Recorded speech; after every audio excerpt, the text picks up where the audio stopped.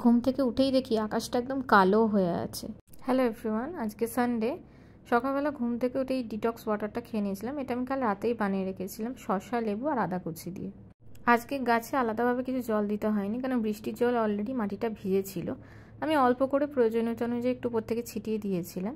Breakfast করার পর পরের দিকে একটু চা খেয়েছিলাম। চা আমি বারে বারেই খাই, কারণ চা খেতে আমার ভালো লাগে।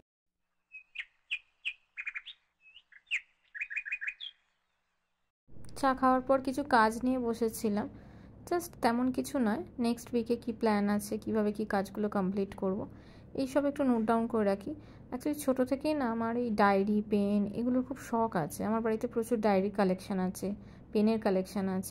এই লেখালেখির শখটা আমি আগাগোড়াই বাবার থেকে পেয়েছি। আমার বাবাকেও দেখতাম ছোটোবেলায় যে আমি যখন স্কুল থেকে আসতাম দেখতাম কিছু কাজকর্ম হলে সেগুলোকে লিখে লিখে রাখতো। তো ওই অভ্যাসটা আমারও আছে, আমি একটু লিখে লিখেই কাজ করি। তারপর ছাদে গিয়েছিলাম, অনেক দিন ছাদে যাইনি। মানে শীতের দিকে তো রোজই যেতাম, কেন গাছ করেছিলাম। এখন গরমকালে আর ছাদে ওঠা হয় না। ছাদে সেভাবে এখন আর কিছু গাছ করিনি, কেন গরমকালে না গাছগুলোকে অনেকভাবে মেনটেন করতে হয়, তো সেটা হয়ে ওঠে না, মায়ের পক্ষেও সম্ভব না। অল্প কিছু গাছ আছে। আর এখানে একটা মাধবীলতা আছে। এই মাধবীলতাটা কিন্তু অনেক পুরনো। আমি যখন ভাড়া ফ্ল্যাটে থাকতাম সেখানকার গাছ এখানে নিয়ে এসেছি। একটু একটু ফুল হয়েছে, আর মা একটা নতুন গোলাপ গাছও পুঁতেছে।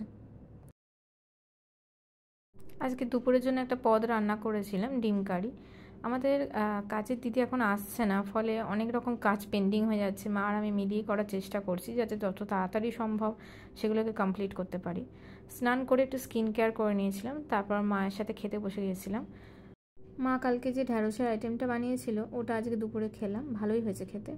তারপর গল্পের বইটা নিয়ে বসে পড়লাম। গল্পটা বেশ দারুণ, আমার ভালো লাগছে। আর দুপুরে যেহেতু ঘুমোবো না, তাই গল্প পড়েই কাটালাম। বই পড়তে পড়তে একটু চোখ লেগে গেছিলো। তারপর ঘুম থেকে উঠে চুলটা ভালো করে বেঁধে নিলাম, কারণ সন্ধেবেলা ঠিক করেছিলাম যে একটু কেক বানাবো।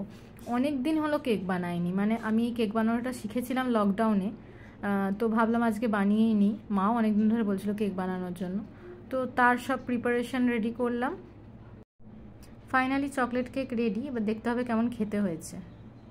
আজকে রাতের ডিনারে কোনো হ্যাপা রাখিনি, কারণ সকাল থেকে এমনি প্রচুর কাজকর্মের চাপ যাচ্ছিল। তো হালকা করে আলু ভাজা আর পরোটা করে নিয়েছিলাম, মা আর আমি মিলে খেয়ে নিলাম। আজকের মতো এখানেই বাই, কারণ কালকে মানডে, তো কাল অফিস আছে, অফিসের জন্য একটা প্রিপারেশন নিতে হবে। অ্যান্ড অলসো আমার মানডেতে শিব পুজো থাকে, তো একটু সকালবেলা তাড়াতাড়ি উঠতে হয়। অ্যান্ড যারা আমার ভিডিও দেখছো, যদি ভালো লাগে প্লিজ লাইক করো, সাবস্ক্রাইব করো অ্যান্ড শেয়ার করো। আর যারা নতুন দেখছো তারাও সাবস্ক্রাইব করো। অ্যান্ড যে কেকটা আজকে বানালাম তার একটা টিউটোরিয়াল ভিডিও আমি খুব তাড়াতাড়ি চ্যানেলে দেবো। অ্যান্ড চেষ্টা করবো আরও ভালো ভালো ভিডিও আনার। আজকের মতো টাটা, বাই।